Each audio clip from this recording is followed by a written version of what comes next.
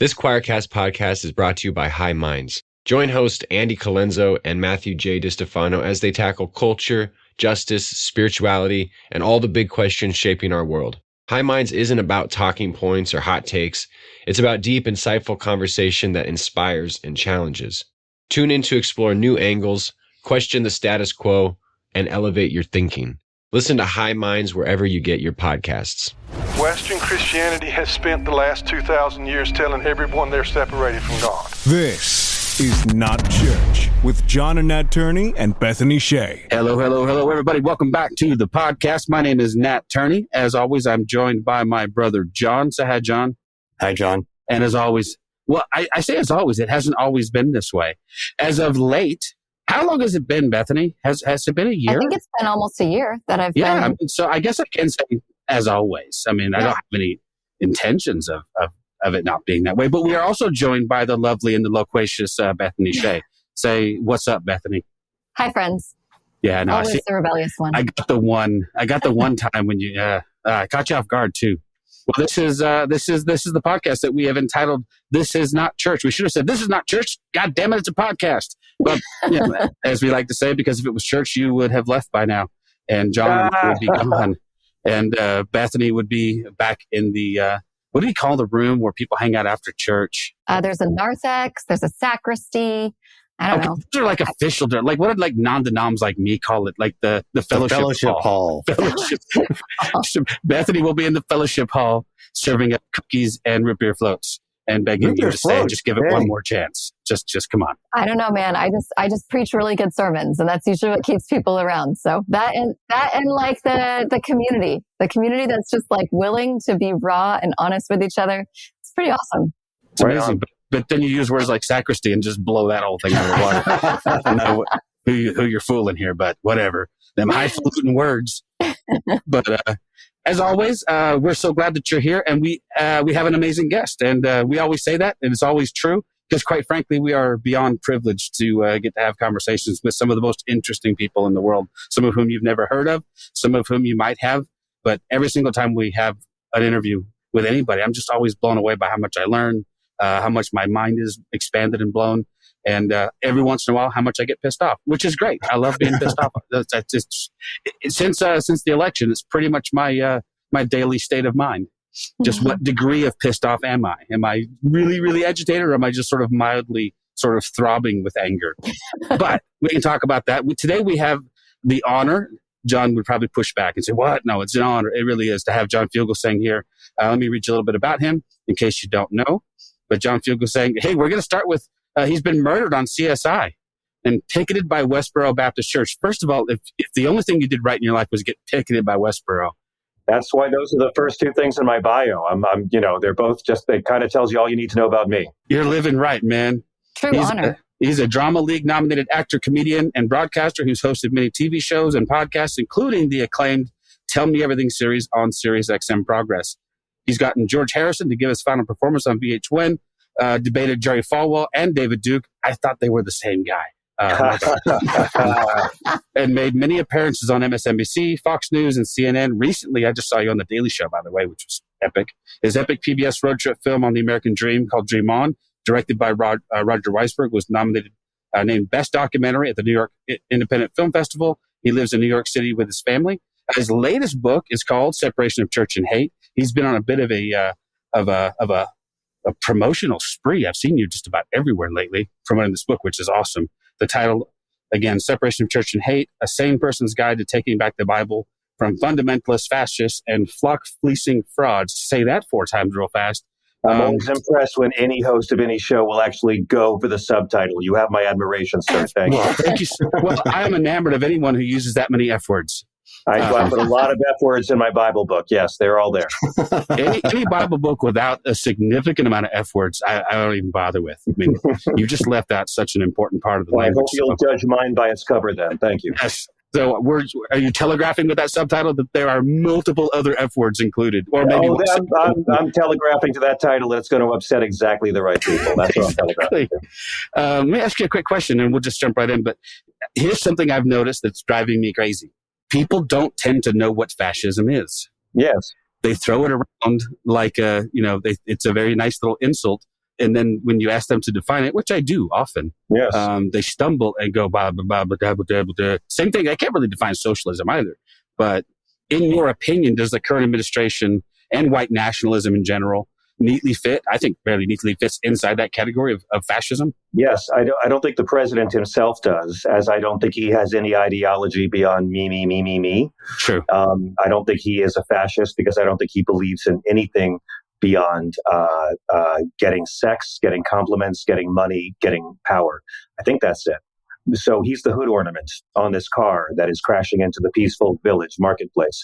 But yeah, I mean, Mussolini defined fascism as corporate control of government. So I think if you apply Mussolini's standard to what we're seeing right now, especially with tech bros firing people because they have not been elected to anything, especially when you consider the authoritarian bent and that the majority of American citizens who've shown up to vote have voted against Donald Trump and his agenda in 3 consecutive elections. The majority voted against him in 2016, 2020, and in 2024, he did not crack 50%. There is no mandate. So, I mean, we have to remember that a number of ultra-conservative fundamentalist religious people aligning with authoritarian government is literally what killed Jesus. Yeah. And that's literally what America's up against now. No, it's nuts. And there's that ultra-nationalist sort of bent to all of it as well. Which is blasphemy. And again, in a religion about humility, like it's so simple. I mean, Jesus's whole message is humility and servant leadership, and the last will be first, and uplifting the marginalized, uplifting those who are beneath you, not total right-wing domination of the school board. And you'll always know the fundamentalists and Christian nationalists because they're not talking about the less fortunate. They're talking about why they need to be in power. Because their creed is power. They don't care about the teachings of Christ. They don't care about religious freedom.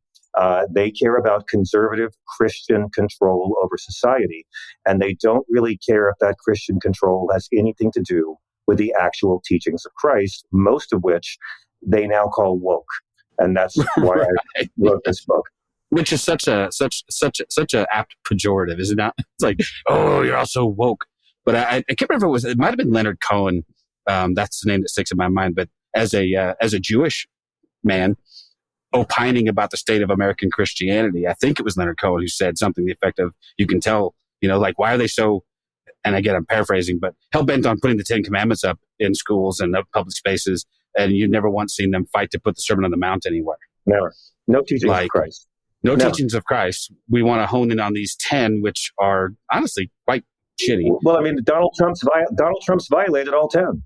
He's broken all 10 of them. So when you're fighting to put this up in schools, you're fighting to tell your kids not to take their parents' religion seriously and not to take these 10 Commandments seriously. Because if you take the 10 Commandments seriously, you can't support a man who's broken all 10 and wags his junk at them. I mean, even graven images, you can make the argument. And he killed more federal prisoners than any president in 100 years. Yeah. I mean, death penalty is one of the things Christ is most starkly opposed to. Coveting thy neighbor's wife. This guy's whole rap sheet. So it's that one kind of writes itself. And to say nothing of the fact that 3 of the commandments are illegal according to our First Amendment. So, I mean, they don't go together. And Christians follow a guy who will reduce them to 2. But you'll never see a conservative Christian organization fighting to put Jesus's reduced to 2 commandments or the Beatitudes or Matthew 25 or any Jesus quotes on the side of a building, because Jesus's quotes are as much a threat to authoritarian power now as they were 2,000 years ago. He's a mascot. They'll worship him. They'll praise him. They'll pray to him. They won't listen to him. They won't follow him, and they won't fight for his policies. You're not wrong. I was noticing how, I feel like worship music is becoming a Trojan horse of sorts, that they can bring this level of authenticity of Christian faith, and it seems humility is in the forefront while they're worshiping, and yet at the same time, it's being used to destroy the witness of Christ in the world. And there's a narcissism to a lot of it too. Oh, Father, I'm so devout. I'm so humble. Can you people believe how goddamn humble I am? I'm amazed at how humble I am. Oh my God. I mean, Jesus warns us in Matthew 6:5 not to trust the people who are praying in public to be seen. There's so much great gospel music and great classical music, so much great religious music out there, but we all know these bands that violate "Thou shalt not suck." We know those bands are all out there. And it's a lot of, oh, Father, oh, look at me. Jesus warns you in Matthew 6:5 not to trust the guy who's praying outside the synagogue to be noticed. When I see Mike Johnson, the Speaker of the House, leading a bunch of guys on one knee in prayer, not in a private office, but in the well of the house, in front of the cameras, I think to Matthew 6:5 all the time. Jesus warned us about this guy, and then he gives us the words of the Our Father. But before he teaches the Our Father, he says, when you pray in secret, as your Father is in secret. So that's what prayer is. It's your communion with God, not somebody's really thirsty public audition for America's Next Top Christian. And so I love a lot of spiritual music as well. But yeah, a lot of it is just, oh, look at me. I'm your favorite, God. And again, what's the thing that's always been the most destructive to true Christian faith in America is the vanity, the elitism, the I'm better than you. I mean, Christian nationalism by definition is against Jesus. Yeah, can you tell me the difference between how you would define Christian nationalism and how you would define being a patriot in our country? Wow, I mean, sure. A patriot is God bless America, and a Christian nationalist, God bless America, and fuck you. I mean, that's the shortest way of doing it, yeah. But that's helpful. And by the way, God bless America, meaning God likes us better, and we can do whatever the hell we want, and we're not encumbered by anything, because we're better than you, because God clearly likes us better. That's fundamentalism. And that's, fundamentalists of all religions are the ones who are ruining all religions. Yeah. They don't think they're better than you. They know God thinks they're better than you. And that's in Islam and Judaism. And I wrote this book because I found that it's the same kind of guys. And the further to the right you are, I'm not talking about nice conservative Christians. This book is so pro nice conservative Christians, but even they'll have to deal with the haters sometime. But the more to the right your faith is, Islam, Christianity, the more I find the same 5 things happen. Women are always second-class citizens. I mean, Jesus is the biggest feminist in the Bible. He uplifts women. And if you believe that God loves us all equally, then God's a feminist. But fundamentalist movements of all Hinduism, the more to the right, the more women are God wants it this way. Number 2, the sex hangups. The more to the right your religion is, if women or gay people are enjoying sex, it's just for procreation unless a man has concubine, whatever. There's always some hypocritical bullshit. Number 3, the more to the right your religion is, violence is okay if my side does it, because I'm on the side of the one true God. And if you're opposing me logically, you're representing Satan. I'm not going to negotiate with Satan. But, this is fundamentalist in how they think. Again, Islam, hardcore right-wing Christianity. And then 4, always a focus on punishment over healing. Always. And 5, this penchant for victimhood. This narrative of persecution that justifies any mean or shitty thing I do because bad stuff was done to me. All of that is against the teachings of Jesus, but you'll find it's true in the fundamentalist wings of all the religions. And Christian nationalism, I think, is really an umbrella term that's encompassing many, many different kinds of Christian extremism. And lately we're just grouping them all under that term. But I think Christian nationalist and fundamentalist covers it all. And there are 2 groups that, again, fight for Jesus, but they don't want to listen to him. And they don't want to fight for anything he commands in Matthew 25. They oppose his actual commandments while waving him around as a prop. Yeah. I think you used the term mascot at one point in your book. Yeah. My book is funnier. I'm really preachy tonight. I'm sorry. My book is not just preachy, I promise. Preach away, John. You had something, man. I cut you off. Well, thank you. Oh, I was just going to say that I think it was Matthew DeStefano who recently posted something about conservative Christians, and they should be the ones the most outspoken right now about what the fundamentalists are doing to their version of Christianity. Look at what American Jews, how angry American Jews are at the fundamentalists in the Netanyahu government right now. But I don't. You're right.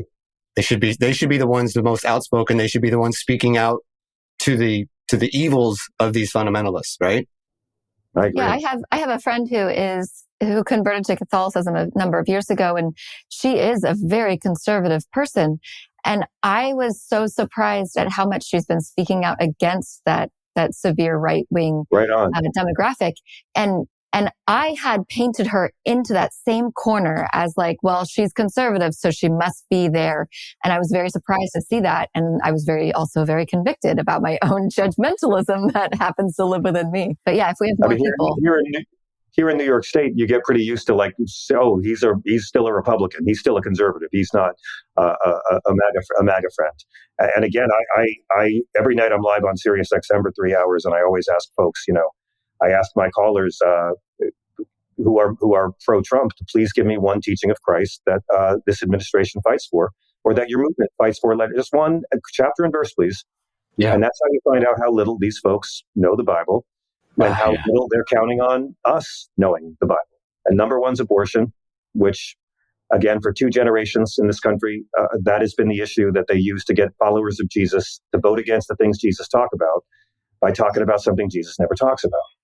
And I'm not going to say the Bible's pro-abortion or that Jesus is a clinic escort on the weekends, but God never saw fit to condemn it.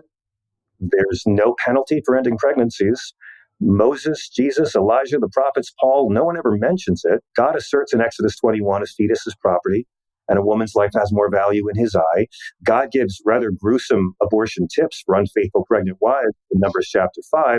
Let's talk about Passover with these Gentiles for how much God cares about the innocent little children. And at no point does Jesus ever say, thou shalt force rape victims to be pregnant by their stepdad, or that government should force citizens to be pregnant against their will. And this is why, and most of our Christian friends don't know this in the conservative circles, but abortions are legal and free in Israel right now because the Bible and Jesus' religion never banned them.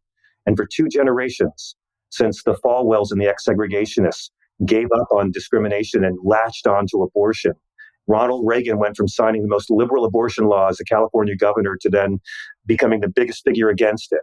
This was a way they amassed power when segregation and Nixon collapsed. They latched on to criminalizing abortion and persecuting gay people. Even those 2 things have nothing to do with Jesus' ministry. But as Jesus outlines his big commandments in Matthew 25, the individuals and nations will be judged on welcome the stranger, care for the poor, care for the sick, and care for those in prison. We don't hear our right-wing Christian friends fighting for anything he actually said, but they're fighting viciously for stuff they've been taught to believe he said.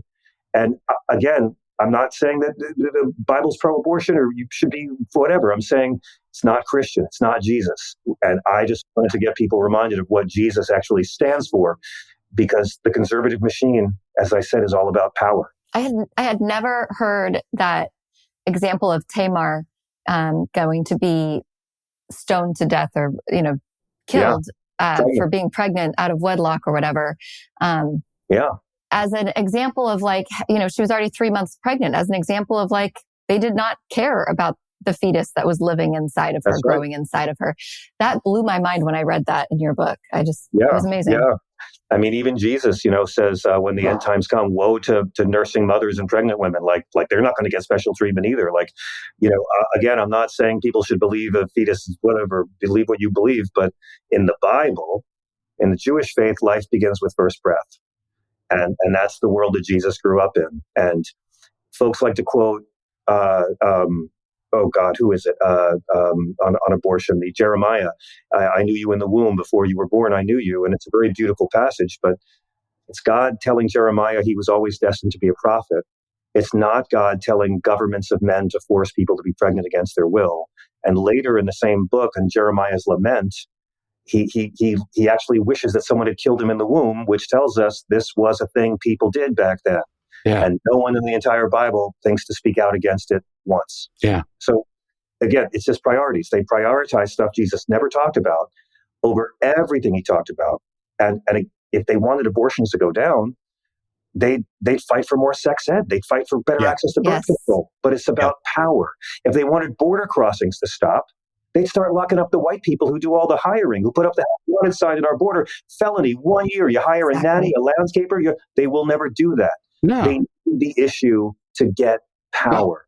Well, and the one thing that impressed me about Kamala Harris, and she wasn't a perfect candidate, and I just know we would be infinitely better off right now. Jesus. Infinitely. But people gave her hell about being the border czar, right, which she never was. But what she did do was start a conversation with several adjacent Latin American countries about, hey, what could we do to improve conditions in your country? Yeah. So people don't feel the need to flee to ours. Yeah, the How problem could we maybe economically... Ending the drug war should be item number one, but we're not allowed to say that. Could we economically invest in countries like Nicaragua, El Salvador, Mexico, and discourage that migration? The people don't really want to leave their homes, man. People don't want to leave their homes. But in those countries in Central America, they're fleeing violence from our drug war. I've got to stand up for the troops in Honduras and in El Salvador, and we have troops in those countries because the drug war is still going on. They're intercepting cocaine planes still. Yeah, like it's a racket, and the Air Force Base in Honduras is being eaten by termites because it was made of wood back in the 80s, and it was never supposed to last 40 years. Right, it's like we're still doing this, and again, they're putting people in jail for drugs. They're putting addicts in prison instead of giving them treatment that they need. And so it's also why I still have hope. If you had told me back in the 90s that we'd see legalized cannabis and gay marriage and a black president, I wouldn't have believed it. So I have so much faith that humans are getting kinder in so many ways. Yeah, I sadly feel like those things are now going backwards, though. Maybe. Well, and we like to bomb boats off the coast of Venezuela. And, with no evidence. Like summarily execute people. Normally, you get the guys and you have the drugs on the table and you lead it to a bigger fit. And then you have a thing called, perhaps a trial where evidence is provided and you... They want to murder people. They are murdering people. They are not Christ followers. The death penalty alone is like the starkest rejection of Jesus. Jesus overturns eye for an eye in the Sermon on the Mount, to say nothing of the fact that these people may be innocent. All their so-called drugs are vaporized in a second, and they're trying to do this to justify an American military presence in our city. So yeah, it's fascist. We're there. Like, I love these corporate news people wondering, are we on the road to No, we're there. ICE is zip tying children. Okay, we're there, and it's going to take true followers of Jesus standing up against this, because that's the only thing that's ever worked, right? The only thing that's ever worked against Christian authoritarianism has been Christ followers. St. Francis left the Crusades and opposed the war. The first act of a protest by a white person in this hemisphere was the Catholic priest on Columbus's mission, Bartolomeo de las Casas, who protested the way they treated the indigenous people. Slavery was propped up by Christians, and the Christ followers like Frederick Douglass and Harriet Tubman and the Quakers pushed back. Dietrich Bonhoeffer was a Christian martyr for his Jewish neighbors during the Holocaust. Segregation, that evil of apartheid, it's Dr. King standing up against it. And look at how many of us have talked our parents out of so much homophobia in the last 30 years. There's an incredible history of Christian activism, and it's always been Christians, Christ followers, pushing back against these batshit crazy Christians all throughout history. And we see it to this day. And it's like, look at all those civil rights. Look at labor, Dorothy Day and the Catholic worker movement against these corporate Christians, the people who fought back against the colonizer Christians, the Confederate Christians. And it's always been the people who actually follow the Jesus teachings rather than use the Bible for power. It's exactly the struggle we're in right now. And when you look at the history, it's really easy to see which side you want to be on. Yeah. Damn. Ooh, so good. Preach, brother, preach. Sorry, I'm going on the air tonight for 3 hours, and you guys are like my shot of Jack. We're getting fired up. You guys, you guys do a great show, and it's like, I can only imagine the spiritual journeys that y'all have had to come to the place where you're at, and what that means when Jesus says you got to pick up your cross and follow me. It's not this prosperity gospel bullshit. You're going to get stuff. If you're going to get stuff because you're so on. I mean, Jesus is saying, when I brought a sword, he's saying, when you walk this path and of love and looking out for the least of us, you're going to give something up. People are going to cut you loose. They're going to call you woke. They're going to call you a martyr. Yeah. They're going to call you a communist.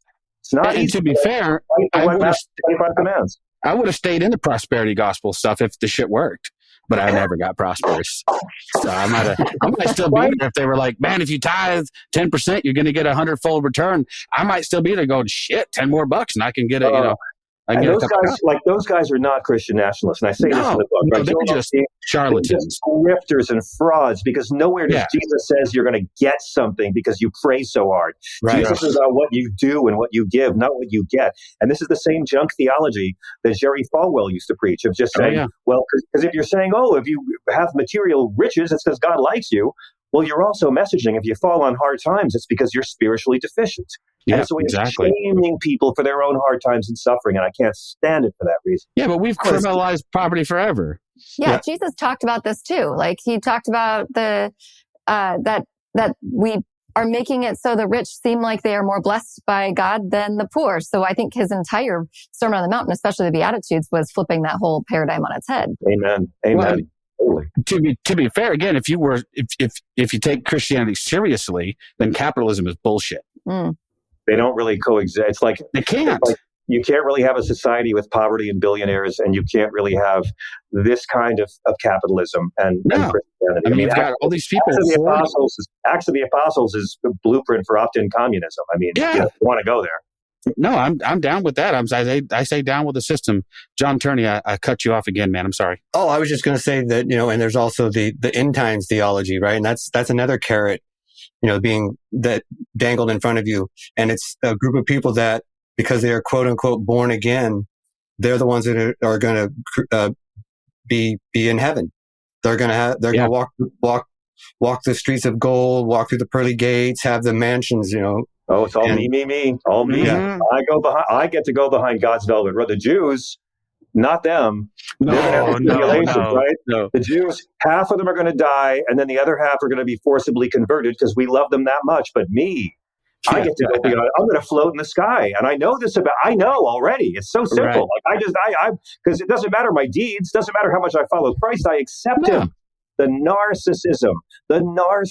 I had to cut my rapture chapter out of my book, and I was so mad because it's in many ways it's harmless. It's really a business, and it's really how they prey on gullible people who don't have faith, but they want proof. They want to know that somehow I'm special and I'll matter. Whether it's Hal Lindsey and the Late Great Planet Earth, or the Left Behind books.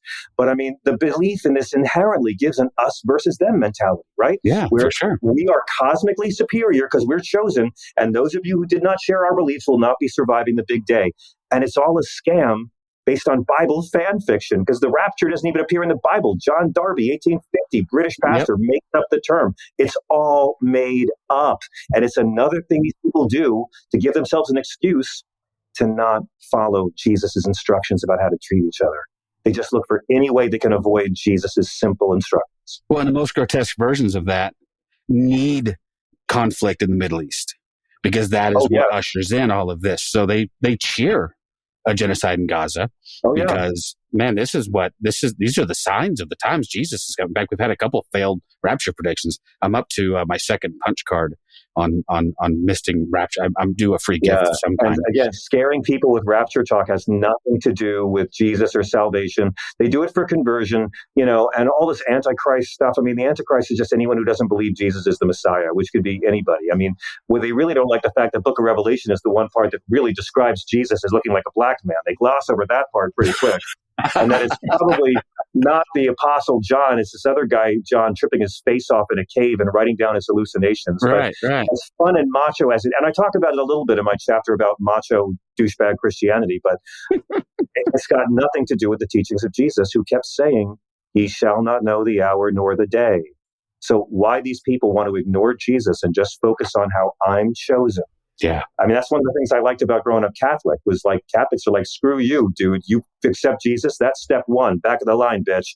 And I always got respected that about the Catholics, like, it's not that easy. Let's see your good deeds every day. And then when you're dead, St. Peter will decide and measure it against your sins. And that's why I'm in therapy 5 times a week now. But still, it's still Yeah, but under Protestantism, Jeffrey Dahmer gets saved on his deathbed and he gets to go hang out with Jesus. That's the whole thing, right? So I say in the book, so like when they say atheists or Jews can't go to heaven, well, that's a homogenous little system you got there. Sure. Jesus said, "In my Father's house there are many mansions." But these people have decided that you can live a Christ-like existence, treat people exactly the way Christ teaches us to do, and burn in hell for all eternity because you're in the wrong God fan club. But a Nazi, no problem, who accepts Jesus as his savior, but does not live by the teachings of Jesus, gets to go to heaven along with all those misunderstood pedophiles, while Gandhi and Malcolm X and Anwar Sadat and the Dalai Lama and Pocahontas are burning forever in hell. That's literally the elitist, all-white gated community they believe the afterlife to be. And it's based on nothing Jesus says. It's based on their own fear. I'd rather hang out with Gandhi in wherever he is than spend even 1 second with any of those people. And that would include many people living currently. So Stephen Miller, kiss my ass. I don't have any use for, like, literally. And that's the one thing. Well, I think I know we don't want to turn this into although it would be a fun, full on Trump, bitch session. If you're ever speaking to me again after this, I can come back anytime. But yeah, man, I would love to. Yeah, but it drives me crazy that we got a taste of what this was going to be a few years back, and why anyone thought it would be better. Yeah. Without the guardrails, and there were very few guardrails before. After seeing cops beaten for a lie, enough people said this is acceptable. But and then having those people pardoned. Oh yeah, but Camp Auschwitz guy. Camp Auschwitz guy went home. Yeah. What's this? For a lie. The shaman guy. Yeah. Yeah. He's actually suing Trump for I think it was $70 trillion. I think it's amazing. But I mean, he extrapolate that. 20 years ago, they hated us because we were against the Iraq War and because we said that George and Bush and Dick Cheney's economic policies might not be good for America. And they hated us. And then the war was just a terrible, complete tragedy. And the occupation was nonstop bloodshed for years. And they crashed the housing market. They crashed the economy. And they hated us even more when we were proven right. And now they found a new Dr. Frankenstein to follow, but they'll never admit that they followed Bush. They'll never defend Bush and Cheney now. No. They hated us for telling the truth about it. Now it just never happened. So you should know these people are going to be denying they ever voted for Donald Trump more than once in about 10 years. Like these folks will be denying all of this. They will forget it and they will live in a cognitive dissonance where they only voted for Trump in 2016. That's right. I mean, like when we were kids and there was old guys defending Nixon, like, no, they're not going to do it. They're going to find some other right-wing guy they love and they will seriously dump Trump the way Trump dumps wives. Well, under a Vance regime, you will no longer utter the word Trump. It'll be against the law. It's going to be beautiful. It's going to be beautiful. Can you imagine? I can't wait for imagine that doughy, amoral eyeliner model trying to get these fascists to get in line behind him? Do you think these MAGA people are going to like this kid? Ugh. You're on that podcast, I've Had It podcast. Yes, sir. And they call them all smoky eyes, don't they? I think that's how they refer to Vance. They've got nice nicknames for everybody. They call them old smoky eyes and Kankles McTaco Tit. I think is what they call them. Nice. I call Trump comb over Caligula myself, but I try to find good names for all these people. I was going to call him Orange Julius just because I thought that was a little shout out to a Roman Caesar. Nice. And nice. Orange. Very nice. Although I don't know who the Brutus and Cassius would be to take that Caesar out. I'm praying there's a Brutus somewhere. No. It's going to be the billionaires that do it. Here's the deal. We keep waiting for MAGA to wake up and realize it's the billionaires. They don't need this guy anymore. No. Okay. This guy, they got their unholy, godless tax cut. They got their crypto loophole. They got their deregulation to pollute and poison the air as much as they want. And as soon as that was done, the Epstein files were everywhere. And Rupert Murdoch, who owns Fox, published a story about the birthday card in the Wall Street Journal. And Donald Trump sued him for $22 billion. And the very next day, Rupert Murdoch laughed at his lawsuit and released that Trump was told back in May he's in the Epstein files. Rupert Murdoch is laughing off Trump lawsuits for $22 billion because Rupert Murdoch is a real billionaire who didn't just make all of his money this year off a crypto scam. And these people who own the country's landlords, they don't need this nonsense. The tariffs aren't helping them. Persecuting the low-wage workforce that our economy's propped up by doesn't help them. They're taking birth control and abortion away from women. Wall Street doesn't need that. Wall Street doesn't sign up for that nonsense. They don't need this. They are done with this guy. Tech bros are done with this guy. He's an embarrassment. There's stuff in my fridge that'll last longer. And the Republicans in the House and Senate are starting to realize it because Trump couldn't help them in 2018. He couldn't help them in 2022.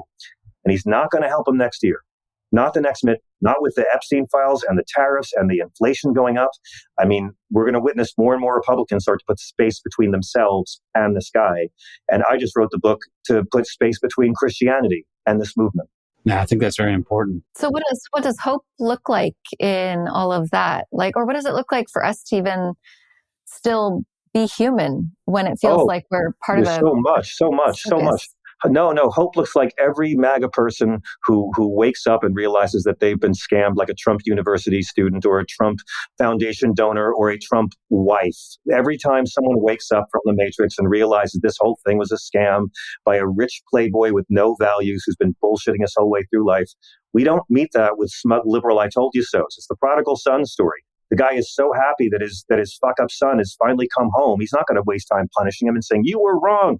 We have to celebrate every time people wake up, and we have to be prepared to make alliances with people that we might not want to. I mean, I'm not a Democrat, but I've never seen so many people hate each other so much because they only agree with each other on 85% of stuff. It's ridiculous. But I think atheists and people of faith and Muslim groups and Jewish groups and interfaith groups have to band together to beat back the batshit crazy Christians. Because, again, Christianity is just, it's not their creed, it's their camouflage. And we have to take it away. The politicians aren't going to do it. Democrats are too scared to point out how they don't really follow Jesus, and the media is not interested. It's going to take us reminding our relatives and our social media people and everyone that hate's not a Christian value, and that these guys don't really speak for Jesus, and taking the movement back, because I'm tired of watching my mom and dad's religion used as a cover for cruelty. I really enjoyed the introduction to your book, talking about your Christian upbringing. Made me a little jealous because mine was not that. Raised by two celibates? I mean, people who took a vow of celibacy? For all I know, my parents were celibate after my sister became as quite a shock to everyone, I think including them, like, holy shit, we had sex that one time. But I have watched, I don't know how you've probably had some conversation with folks, John and I are brothers. We have watched our parents, my dad in specific, sort of spiral into deep MAGA country over the last 10 years. And yet he raised you guys. Yet he raised you. And my sister, who's way left of John and I, probably. Right? And like God bless them. I'm sorry they're going through this right now. I think circumstance will draw them out of it. But God bless them for raising you righteous Caucasians at a time when this country needs righteous Caucasians. Amen to that. No, I'm serious. I'm a fan of good white people. Well, good white people are going to save this guy. I love the good white people. I'm sorry. I just want to be. I want to be able to say at the end of it all that I was somebody who marched on Selma with Dr. King, not somebody holding a fire hose. That's beautiful. And I cannot stand idly by. My queer friends need me. Let's talk about that issue right now, because you make a really good point about that in your book. Another thing that Jesus said not a goddamn thing about. Well, I actually, if you get to the LGBTQ chapter, I have a couple of instances where I would argue Jesus was totally fine with gay men, only because he was, and homophobia is an insult to Jesus. Homophobia of any kind is a violation of the Sermon on the Mount, and the problem that homophobes have is you have these anything but Jesus Christians, and Jesus will not sanction their homophobia. So they've either got to go back to Leviticus, which they don't believe in, don't follow, don't live by. None of these guys are kosher, or they got to go forward to Paul and his mistranslations, but they'll ignore the rest of Paul, the stuff they don't want to follow. It's the anything but Jesus Christian dilemma, because Jesus will not sanction their anti-gay nonsense. Yeah, I can think of I think of the quote that Jesus talks about the eunuch. And says, that makes the point that there are some who've been, and scholars that I have read. They never explain that in church. Never. But scholars that I've read have opined, and I think very well, that term is very much a euphemism and a catch-all for anybody sort of outside of the spectrum of whatever, quote unquote, normal. Can I tell you what it is? Can I tell you what it is? Go for it. Quick. I'll try not to be too preachy on this one, but I love it because the right-wingers are using Matthew 19 to argue against gay marriage, right? That's the new thing. Jesus opposed gay marriage because Matthew 19 is where he says, male and female, he made them, and man shall leave his parents and cleave, blah, blah, blah, right? Mike Huckabee, they all love this. The reality is that Matthew 19 is not Jesus talking about gay marriage. It's Jesus coming out against heterosexual divorce. Exactly. And back then in the day, it was not a good time for women. I'd say it's like the gospel according to Ike Turner. If your husband was tired of you, he could just kick you to the curb and say, I divorce you. And that was it. And if a woman didn't have family to go live with, it was prostitution or begging to survive. All right. It was bad. And Jesus is this insane feminist who comes along and changes all these rules in ways they don't teach us as kids when they teach us these stories, what the laws of, when he's teaching Mary and Martha's upset because she's cleaning, we don't know that it's illegal to teach women, and Jesus was breaking the law to teach her. They don't teach us this stuff as kids. So Matthew 19, they say to Jesus, about divorce, and he says, look, you guys under Moses, your hearts were hardened. But if you divorce your wife for any reason other than she's cheated on you, then you're an adulterer and you've made her an adulterer. The only sexual sins Jesus ever comes out against is adultery and dumping your wife. That's it. That's it, right? So then, after Jesus gives the new divorce laws, and even the apostles are like, well, if that's the law, it's better not to get married, because we got to like that you can dump your wife as soon as you get bored of her. And then Jesus says these laws apply to everybody except three groups of people.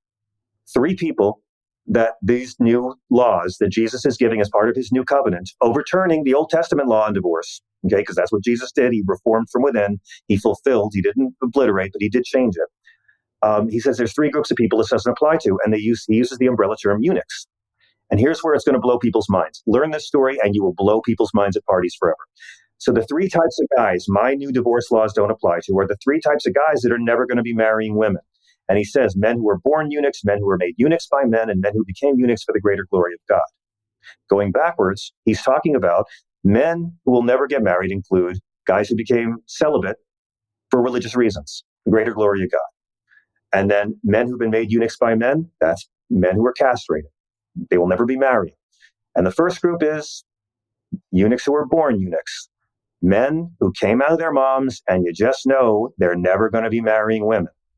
These three groups of guys, these divorce laws don't apply to, because these three kinds of guys are not going to be marrying women. The guys who are born, not going to be marrying women. And then Jesus goes off to pray with some kids, and everyone knows what he's talking about, and it's not a big deal because Jesus is not a dick. The end. That's it. I mean, he says gay men are born that way. Yeah. I didn't write. And they try to use this to say that Jesus is against gay marriage when he's really coming out against heterosexual divorce. And these are men who support Donald Trump, my friends. So they don't even believe what they're talking about.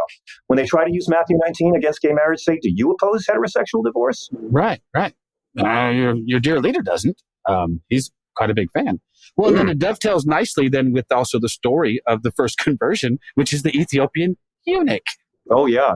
I mean, even people without a sexuality. Like I go into transphobia is a sin to God. But Philip is the one, one of the first deacons, and he meets an Ethiopian eunuch in Gaza. That sentence alone would scare most preachers on the TV. That's your woke agenda. Ethiopian eunuch in Gaza. Like, my God, I could just see the DEI flares. But this is someone with no sexuality. And they meet on the road, and they talk about the gospel, and the guy knows that he can't be baptized because that's under Hebrew scriptures. You can't enter temple if you've had your member cut off or if your testicles have been crushed. That's the rule. No sexuality, you can't be close to God. And Philip says, before he can say, let me find some water, he baptizes the guy right there on the spot, because that's what the early church was. The early church was grounded in diversity, equity, and inclusion. And that's the story of the Ethiopian eunuch in Gaza. And you will never hear this talked about by any of our conservative Christian friends. It's almost as if Philip had heard the words of Jesus and took them to heart. I mean, it's not like they're not written down somewhere. What a concept. Yeah, that was, I think, for John and for Bethany and myself, I don't pretend to speak for them, but for us, part of what began a journey for us was this weird, hard line the church drew in the sand with our queer family and friends. It's like, right? Of all the fucking places you decided. And based on what? Based on what? Leviticus? Yeah. Paul? It's all rubbish. Come on, man. Well, and many, we've had a couple really, really, really, really, and maybe one or two more reallys, highly regarded Pauline academics and scholars on the show who will tell you all about which books that we've ascribed and attributed to Paul are not actual Paul. But I mean, but even then, we don't know. It doesn't matter. Paul is Paul, right? This is the book we got, and he says women can't talk in church in one letter, and then 2 pages earlier he's saying that women can be deacons. Like it all contradicts. But Paul's not talking about consensual men. I mean, in Romans, Paul's talking about straight Romans who are worshiping animal gods, and God made them hook up with other guys. God gave them over to this. So that's forced by, I believe. He's talking about straight guys, not gay guys. These guys are partying. And Paul was grossed out by these guys partying, and that's the story. It's not Jesus saying Anderson Cooper's a bad man. Like it's literally they're looking for any reason to get around the commandments of Jesus, to love the lowest people as you would treat Jesus. That's it.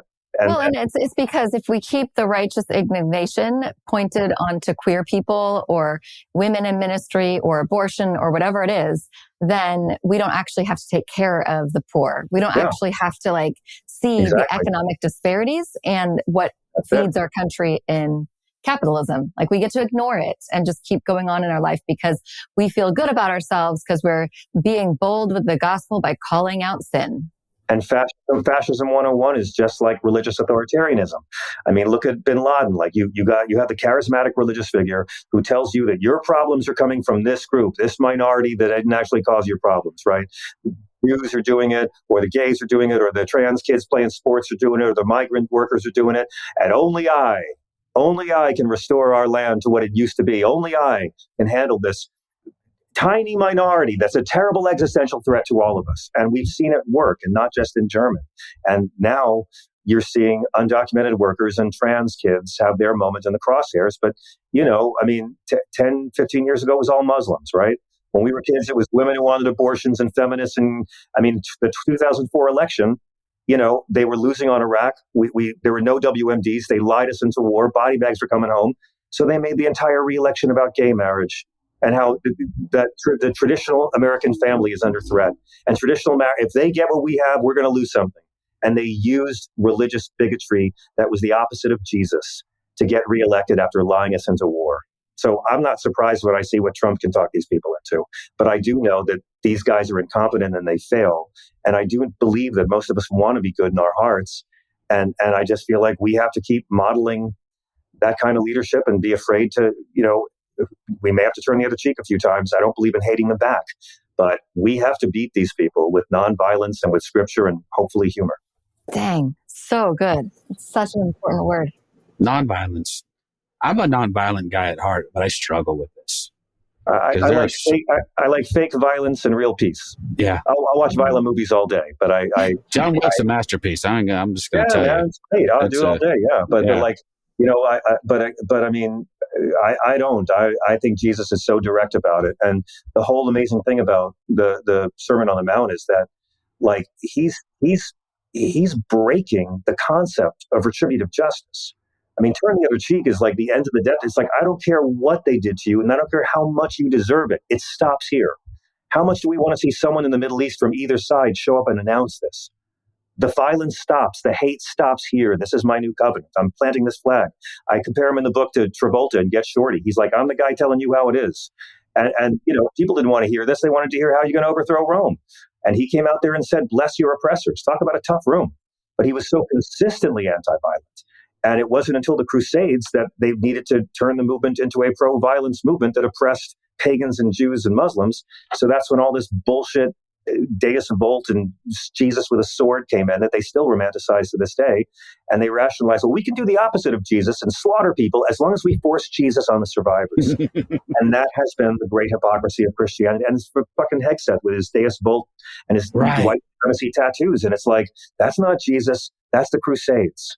That's the opposite of Jesus. Jesus is the one with all those trite, boring, unsexy commandments about nonviolence and loving your enemies. Again, just watch any Hegseth speech.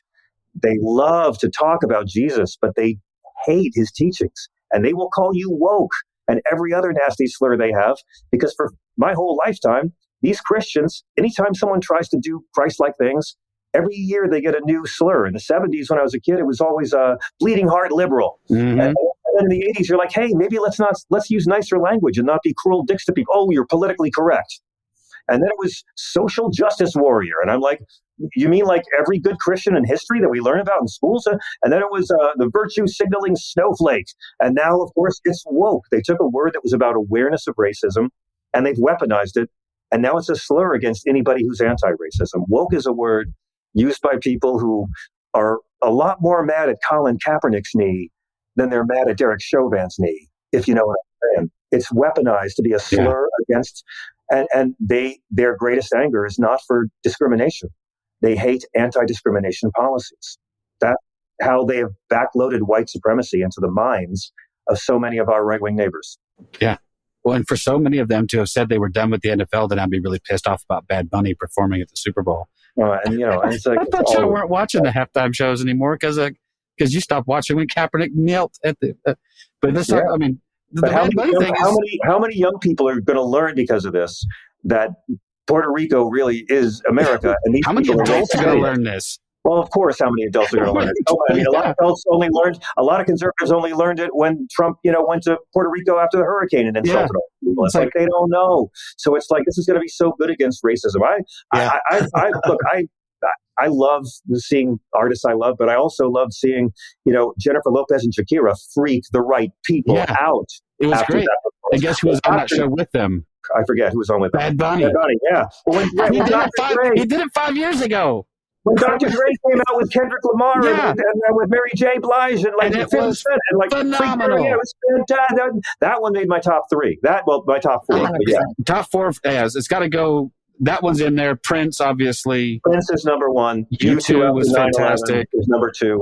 I would put the West Coast hip hop tribute, and then I put Kendrick Lamar number 4. Kendrick's was, and I was so surprised because I'm really not a big hip hop guy. It was so well put together, and it pissed so many people off. I had to love it.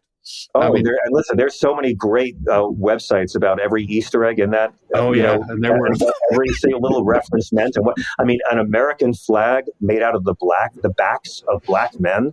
That's how we opened it. Like the choreography alone was some of the most political stuff I've seen. So God bless the NFL.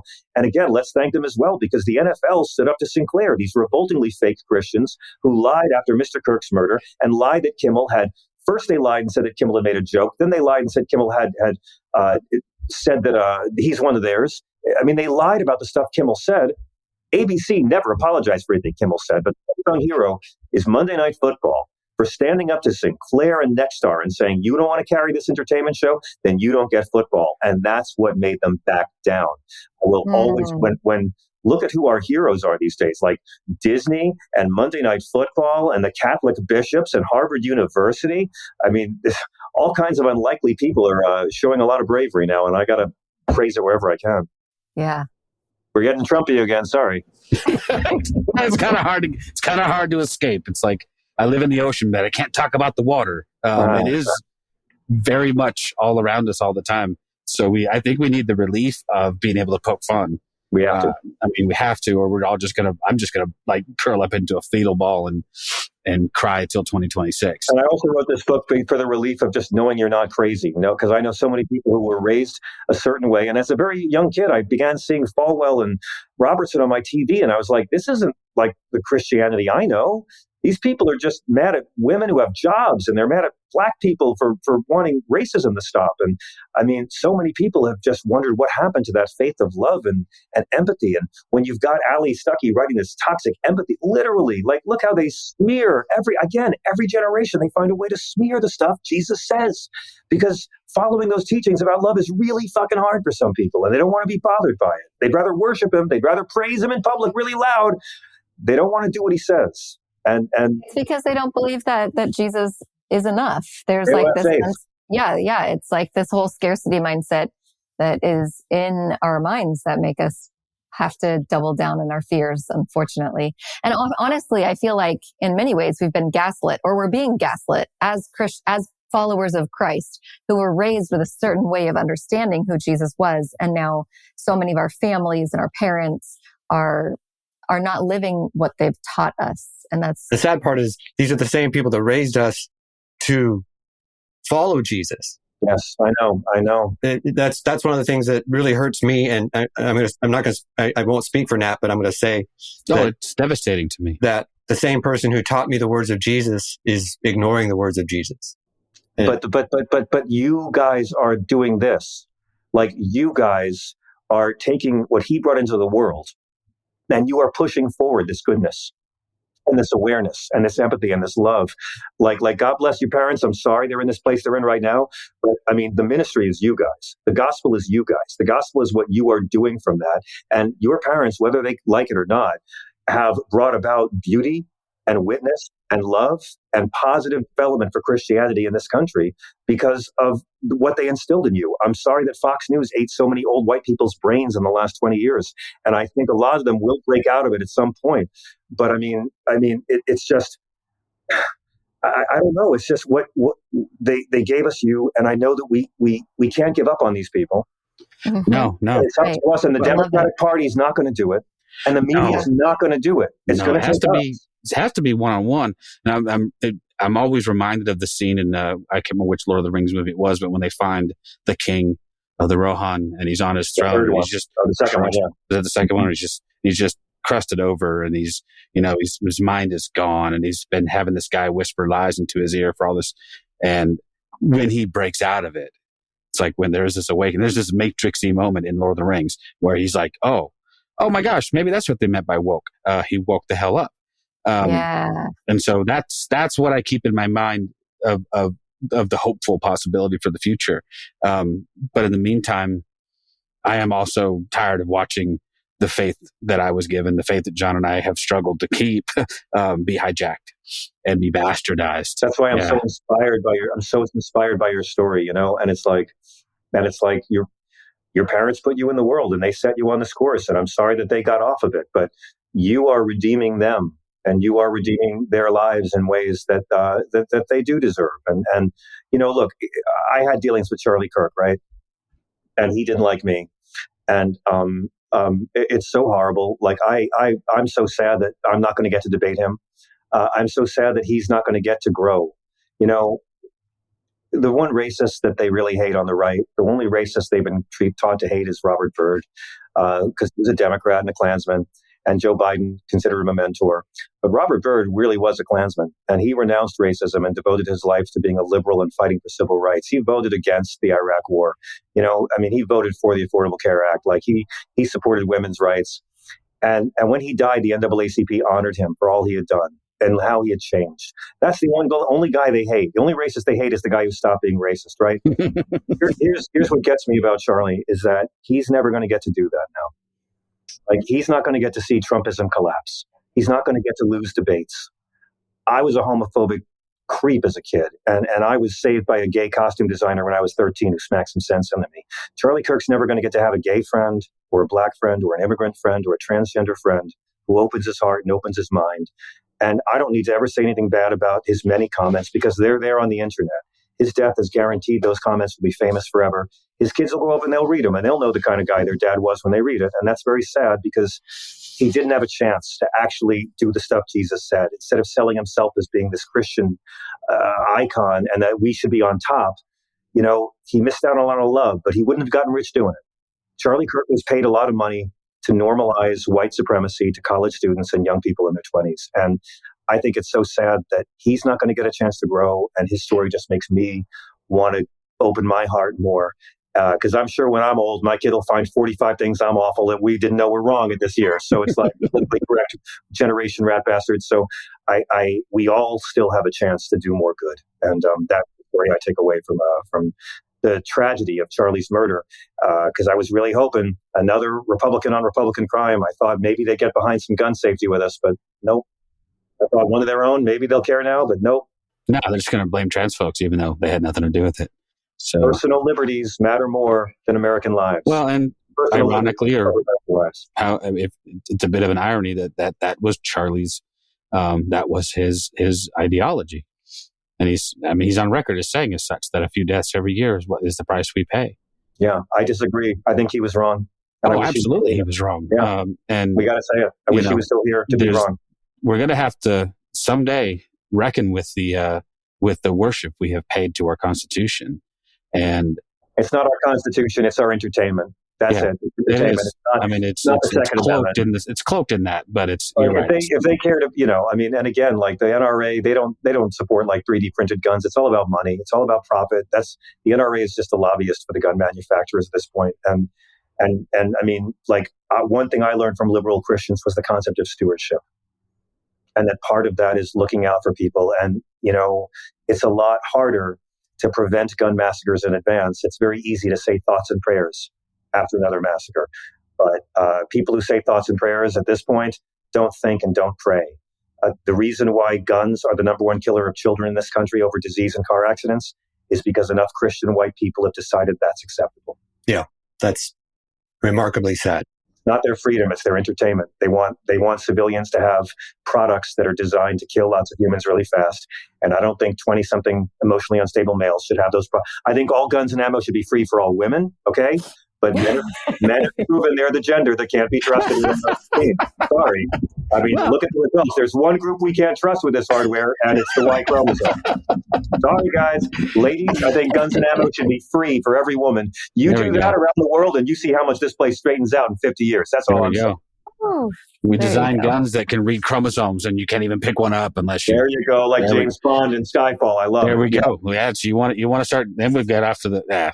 It's nuts to me, And I grew up around guns. I grew up liking guns. And I'm not anti-gun. I am anti-gun for me. I no longer. I think I have the one gun my father gave me. That's for sentimental reasons because he gave it to me. And that's all I have left. I got rid of my guns because I'm like that was a personal conviction for me. It just wasn't something I wanted to do anymore. But our reluctance, I think it was Jon Stewart. I watched him just destroy, and I can't remember who he was. He was being interviewed by somebody. Yeah, I saw that for the Apple show, I think. I saw that. I mean, vote that guy into some office. I mean, it was the most succinct takedown that I've said. And it was essentially what you just said was, the number one killer of children between a certain age group is firearms. It's not even close. And it's not all these other things that we... All of our allies have mental illness and violent video games and SSRIs and clinical depression. All of our allies have all that other factors. They don't have... And it's not the gun, it's the easy civilian access. I'm really down with... We should be able to tackle a mass shooter when he has to reload after 10 rounds. Like you know what? If you're shooting a mall full of people and you have to reload, I don't consider that an infringement on your freedom. You can reload for the next 10 rounds and then continue to shoot people. I mean, I think that's not taking too much away from the mass killing demographic, but that's who they're fighting for at this point. That's who they're fighting. They are fighting for the next Robin Westman. Remember that one? I know the name, the trans one that they hated, right? They're fighting for the next Robin Westman, the next Jorge Ramos, to have easy access to a machine that kills lots of people really fast, the Christians. And they can keep blaming and deflecting. Well, and every time you think it's the worst one, because Uvalde was horrific, and that was not far from where I live. That was Salvador Ramos, and they still are fighting for the next one to have easy access to one of these machines. I thought Vegas would wake people up, and for a half a second, we at least banned bump stocks, and then they repealed that. But that's what they do. That's what they do, right? They find another issue to distract. So after North Carolina with Dylan Roof, they made it all about the Confederate flag should come down from the Capitol. Right. After the Las Vegas, which at the time they called the worst massacre in American history. It's the worst massacre of white people in American history. That's the Indians. Let's not forget about, But after that, another white guy with an AR-15, they made it all about bump stocks, right? I mean, and so every time now, can I make it about being transgender? Can I make it about Antifa? They don't want to talk about the guns and the access to the guns and the fact that the liberals they despise are the ones fighting to make it harder for the next Robert Westman or the next whoever this guy was last week to drive into a church and shoot people. They're making it easier. I mean, the sad thing is there's such a plethora of examples to choose from. And we could talk about the same day Charlie was killed, that there was a school shooting in Colorado. That's right. We talk about the guy that drove up on a boat in North Carolina and fired into we talk about what happened in Alabama just a couple of days ago, where it was just You make a pill that stops guys from snapping, and I'll say, okay, they can have military hardware as civilians, but until that pill comes out, I'm sorry, man. I'm a little more pro-life than these people. I think puberty suppressants and cross-gender sex hormones until you've proven you have what it takes to be a man. So, we're all trans until someone decides otherwise. I can't top that. You guys, I want to thank you so much for having me on the show. I'm so honored that you would have me, and I'd love to come back anytime. But it inspires me so much what you're doing. My mom, the nun, would have called what you do a ministry. And I just can't praise you and encourage you highly enough because it's going to take all of us trying to change this one heart at a time.